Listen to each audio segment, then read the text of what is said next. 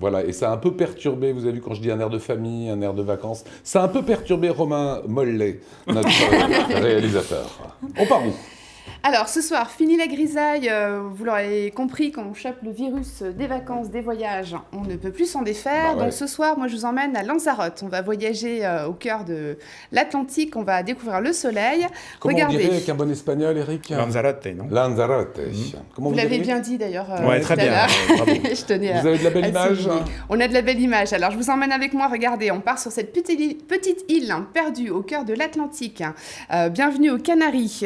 Bien sûr, tout d'abord on y va pour recharger les batteries, car ici le soleil brille sans arrêt. C'est un bon prétexte pour faire le plein de vitamine D toute l'année.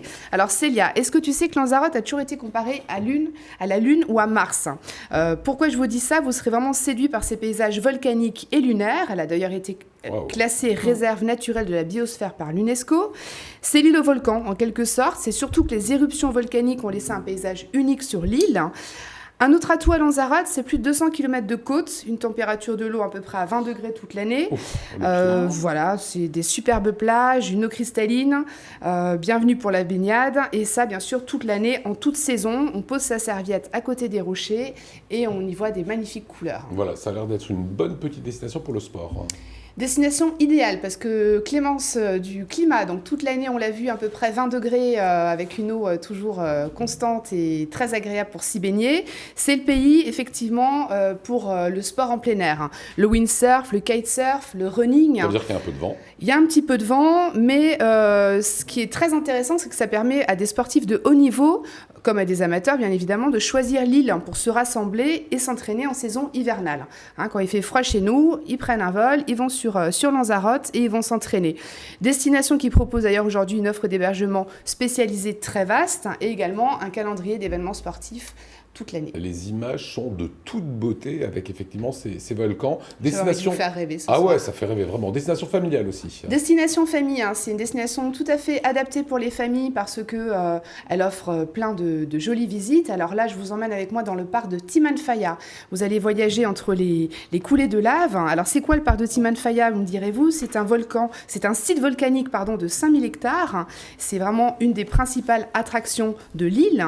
La bonne raison d'y aller, bien sûr, admirer ces paysages volcaniques qui sont protégés. Vous verrez des coulées de lave pétrifiées, des crevasses, des cratères. On s'y balade principalement, vous avez vu que c'était très grand, en autocar, mais pour les familles, à d'autres dromadaires. Très très sympa. Sinon, location de voiture, vélo, etc. Alors, attention, parce que c'est quand même très... comment dirais-je? Difficilement praticable. Difficilement praticable. Si l'autocar passe quelque part, la voiture passe aussi, non? C'est bien encadré. Le vélo, c'est... Vous ne pourrez pas louer de voiture à l'entrée du parc. Ou voilà, c'est vraiment cadré en cadre excursion. Emma, on sait combien vous êtes une femme généreuse. Et dans cette chronique, vous avez toujours le petit plus.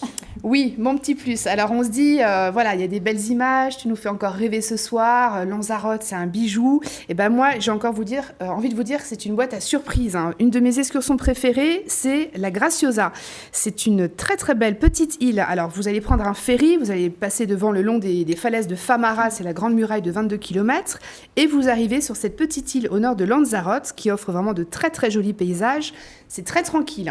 Si vous aimez le calme, le silence, sortir des terres battues, il n'y a pas de goudronnées là-bas. Ah ouais, carrément. Donc c'est très très préservé.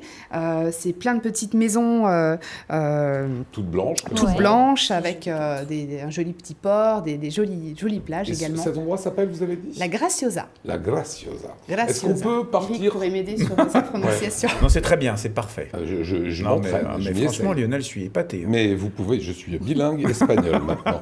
Un bon plan, ça c'est le bon plan du jour pour partir depuis l'Alsace. Oui, bon plan au départ d'Alsace. Alors c'est une nouveauté, j'ai le plaisir de vous annoncer le positionnement des vols Strasbourg-Lanzarote, en vol direct au départ de Strasbourg avec Volotea.